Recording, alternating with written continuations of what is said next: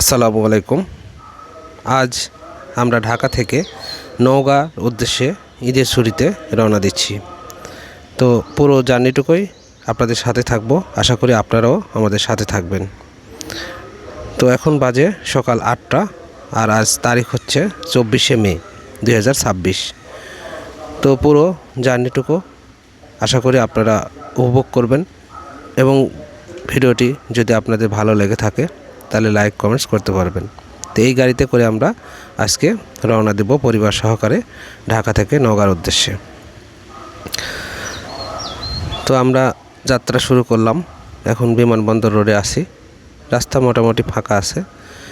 এখন সকাল 8টা বাজে এবং রাস্তা তুলনামূলক ফাঁকাই আছে বলতে গেলে। তো যাত্রাপথে যে যা কিছু আমরা দেখব আপনাদের দেখানোর চেষ্টা করব। তো এখন আমরা চলে আসছি কালিয়া করে একটু তেল নেওয়ার জন্য। তো এখানে আমরা গ্যাস নেব, গ্যাস নেওয়ার পরে আবার রওনা দেবো। দেখেন রাস্তা মোটামুটি ফাঁকাই আছে, তেমন কোনো যানজট বা তেমন কোনো ভিড় নেই রাস্তায়, একেবারে ফাঁকা বলতে গেলে। রাস্তাটা মোটামুটি ফাঁকা আছে, রাস্তায় তেমন জ্যাম নাই, রাস্তা মোটামুটি ফাঁকাই আছে।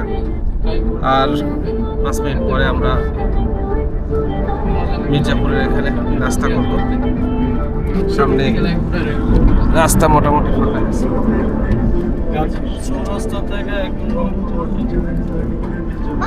হ্যাঁ, কোথা হয়েছে? রান্না কেমন হয়েছে? এগুলাই লাগবে তোমার না খাইতে?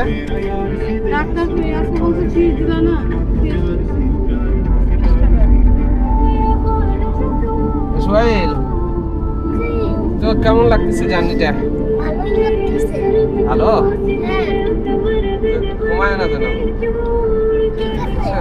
ঠিক আছে, আমরা যে কালিয়াকৈর চলে আসছি।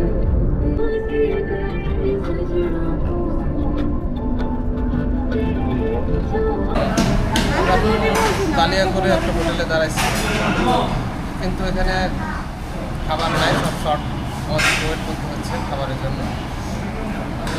আমরা 8টার সময় রওনা দিয়েছি, 8টা 3 মিনিটে রওনা দিয়েছি। এখন বাজে 10টা 27, অর্থাৎ অলমোস্ট 2.5 ঘন্টা লাগবে এটুকু আসতে। এখন রাস্তায় কোনো জ্যাম নাই, আশা করি নির্দিষ্ট সময়ের মধ্যে আমরা পৌঁছাতে পারব। এই আমাদের খাবারের মেনু: পরোটা, ডাল ভাজি, ডিম ভাজতেছে। যমুনা সেতুর উপরে আছি এখন আমরা। বাজে 12টা 36, অর্থাৎ আমরা 8টায় বের হয়েছি, 4.5 ঘন্টা লাগলো যমুনা সেতুর উপরে আসার জন্য। 4.5 ঘন্টায় আমরা যমুনা সেতুতে, তারপরে আমাদের আরো প্রায় 2.5 ঘন্টা লেগে যাবে। যমুনা সেতুর উপরে আসতে 4.5 ঘন্টা লাগার মানে আমাদের রাস্তায় কোনো জ্যাম ছিল না। আমরা বিভিন্ন জায়গায় দাঁড়াইছি, চা খাইছি, গল্প করছি, রিল্যাক্সে আসছি, যার জন্য একটু সময় বেশি লাগছে। রাস্তা পুরোপুরি ফাঁকাই ছিল, নর্মাল ডেতে যেরকম থাকে ঠিক সেরকমই ফাঁকাই ছিল। তো যারা ঈদের ছুটিতে আসতে চান, আজ পর্যন্ত, আজ 24 তারিখ, মোটামুটি ফাঁকাই, কিন্তু কাল কী হবে বলতে পারতেছি না। তবে আজকে রাস্তা পুরোপুরি ফাঁকাই বলা যায়। তো যারা বাসে আসতেছেন তারাও আশা করি আরও কম সময়ে যেতে পারবেন, কারণ আমরা গাড়িতে আসার কারণে বিভিন্ন জায়গায় দাঁড়াইতেছি এবং চা খাইতেছি। এভাবে আস্তে আস্তে আসার কারণে একটু সময় বেশি লাগতেছে।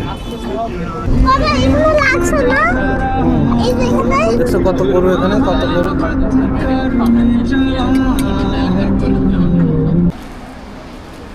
আমরা মাঝিরাতে দাঁড়াইছি, এখন বাজে 2টা বাজে। আমরা 8টায় রওনা দিয়েছি, এখন বাজে 2টা, অর্থাৎ আমরা বগুড়ায় পৌঁছাইছি। এখন প্রায় 6 ঘন্টা লেগে গেল। যদিও আমরা আস্তে আস্তে আসতেছি, বিভিন্ন জায়গায় দাঁড়াচ্ছি, চাটা খাচ্ছি, এভাবে আস্তে আস্তে আসতেছি, এই কারণে আমাদের একটু সময় বেশি লাগছে। তো এই পাম্পের এখানে আসার পরে এখানে কিছু খাওয়া দাওয়া করলাম, সবাই আইসক্রিম খাচ্ছি, আইসক্রিম কিনলাম। এই সিএনজি পাম্পে এখানে তেল নেওয়া হচ্ছে, এখানে বিভিন্ন জিনিস আছে। এই যে বগুড়ার দই পাওয়া যায় এখানে।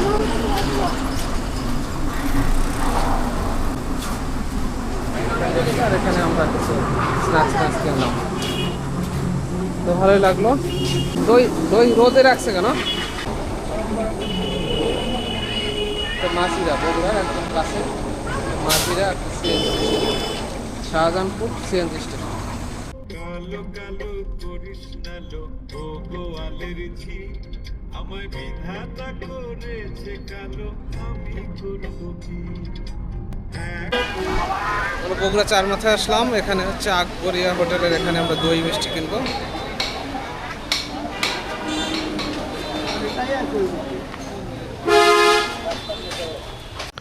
বগুড়াতে যারা দই কিনবেন তারা লক্ষ্য করবেন এখানে দুই ধরনের দই পাওয়া যায়, একটা মিষ্টি দই আর একটা মিষ্টি ছাড়া, অর্থাৎ ডায়াবেটিক্স রোগীদের জন্য। অথচ ডায়াবেটিক্স রোগীদের জন্য যেটা বলা হচ্ছে যে একদম মিষ্টি ছাড়া, সেই দইটাই আসলে বেশি ভালো, কারণ সেখানে শুধু দুধের মধ্যে যে মিষ্টিটুকু থাকে সেটাই।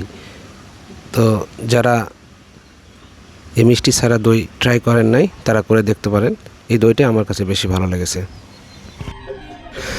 আমরা এখন সান্তাহারে অবস্থান করতেছি। এই তো সান্তাহার যে স্টেশন আছে সেই স্টেশনটা ক্রস করলাম, অর্থাৎ এটা সান্তাহার রেলগেট। এখান থেকে আর আনুমানিক 10 থেকে 20 মিনিট লাগবে আমাদের বাসায় পৌঁছাইতে। তো আমাদের এখন বাজে 3টা, হয়তো 3:20-এর মধ্যে আমরা পৌঁছা যাব আমাদের বাসায়। তো সময় যেটাই লাগুক, আজকে জার্নিটুকু বেশ ভালোই লেগেছে।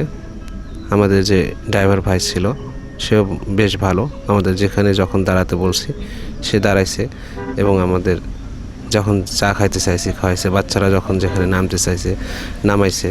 ড্রাইভারটা মোটামুটি আমাদের ভালো পেয়েছিলাম। তো আমরা নওগাঁ শহরের দিকে আগাচ্ছি এখন, আর কিছুক্ষণের মধ্যেই নওগাঁ শহরে পৌঁছা দেবো। এই তো এখন নওগাঁ বাস স্ট্যান্ডে পৌঁছা গেলাম। তো আজকে আপনাদের দোয়ায় ভালোভাবে আমরা পৌঁছাইছি। তো যারা ভিডিওটি দেখলেন বা দেখেন নাই, তারা যারা দেখছেন তারা শেয়ার করবেন যেন সবাই ভিডিওটিও দেখতে পারে। আর ভিডিওটিকে যদি আপনাদের ভালো লেগে থাকে তাহলে লাইক, কমেন্ট, শেয়ার এবং সাবস্ক্রাইব করতে পারেন। আর যদি ভালো না লেগে থাকে সেটাও কমেন্টসে জানাতে পারবেন। তো আজ এ পর্যন্তই। সবাই ভালো থাকবেন, সুস্থ থাকবেন এবং আমাদের সকলের জন্য সকলে দোয়া করবেন। তো আসসালামু আলাইকুম, আল্লাহ হাফেজ।